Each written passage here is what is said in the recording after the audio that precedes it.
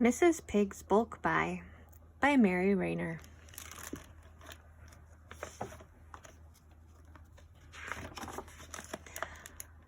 A long time ago, when the piglets were very small, Mrs. Pig went out to do the week's shopping as usual.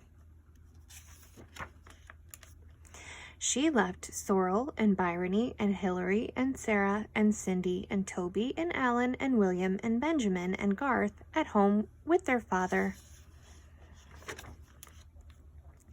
Mrs. Pig went round the supermarket with a big shopping cart until she reached the tomato ketchup shelf. There she paused. An idea came to her, and a smile spread across her fat face.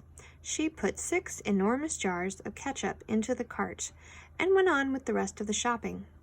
When she reached home, all the little white piglets rushed down the hall to greet her. "Hello," they squealed. "What have you bought?" And they began to pull things out of her basket, ripping open the bags of potato chips and packets of cookies and spilling them all over the floor. Scrunch, scrunch went their sharp little feet, and munch, munch went their greedy little jaws.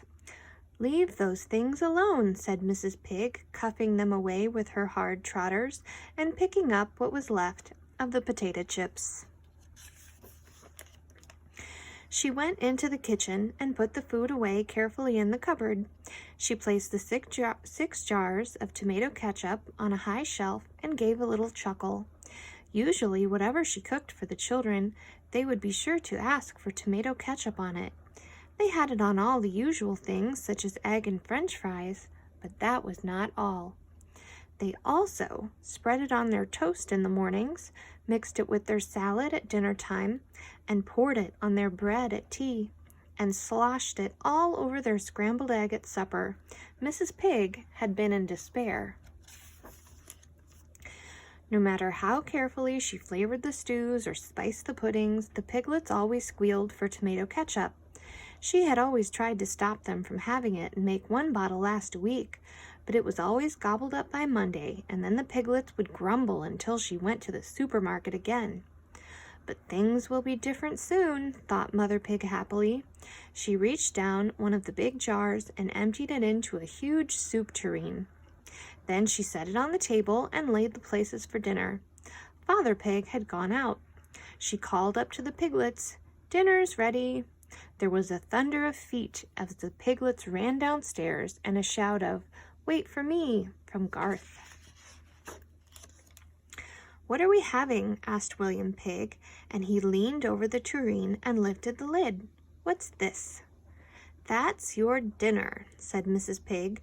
"For the first time in your lives, you can have as much tomato ketchup as you like. Help yourselves." The piglets did not wait, but crowded round with their spoons, ladling out as much onto their plates as they could get. "Isn't there anything else?" they asked. "No," said Mrs. Pig, "not today." The piglets were delighted. Never had they eaten so much tomato ketchup at one meal. Mrs. Pig had to open the next jar when they all wanted second helpings. The afternoon was fine, and they all went out into the garden to play in the sand pit. They made a long road for their cars and trucks. William and Alan came in halfway through the afternoon to ask for cookies, but Mrs. Pig had shut the cupboard door and they could not open it. By tea time, they were all hungry again. A large jam jar stood on the table, full of dark red liquid. "Is it ketchup again?" they asked. "Yes, as much as you want. And if you are very good, I might allow you half a piece of bread with it." "Oh, please, can we?" said the pigs. So they were each given half a piece of bread. After tea, they watched television. William and Alan went through to the kitchen again to see if there was anything they could find. But the food was safely out of reach in the cupboards, and Mrs. Pig told them to wait until supper time. When they arrived in the kitchen hoping for supper, the 10 piglets were happy to see a pan on the stove, bubbling away. Imagine how upset they were when Mrs. Pig poured out 10 bowls of hot crimson liquid. "And that is all the supper you will have," she said. "What, nothing else?" snuffed the piglets. "And if you are very good, you shall have half a cream cracker each with your ketchup." And that is all they were allowed. It did not seem very much. As they went up to bed, they were feeling uncomfortably empty. The following morning, Sorrel Pig bounced out of bed ahead of the others. School started again today. She hurried downstairs. Cornflakes, she was thinking, and then a bowl of Rice Krispies, and perhaps some instant oatmeal if she could manage the kettle, and 2 slices of toast, and butter, and marmalade. She opened the kitchen door, and there on the table was the 5th jar of ketchup, surrounded by 10 cereal bowls. She tried the cupboard door. Locked. Sorrel did not feel like ketchup for breakfast, so off she went to school on the train without any breakfast at all. When the other piglets came down and found nothing but the large jar, they were not very happy either. "Half a bowl of cereal with your ketchup, and that's it," said Mrs. Pig, doling it out briskly. They were so hungry that they ate it, in spite of the way the ketchup lay in blobs and lumps and stuck to their cornflakes.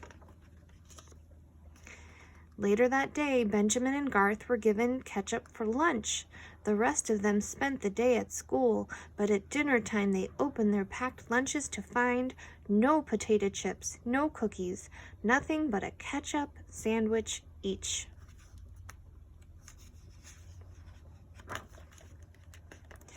By that evening, the piglets were desperate. "Please, Mum, don't get any more," they begged. "We just want food." Mrs. Pig beamed.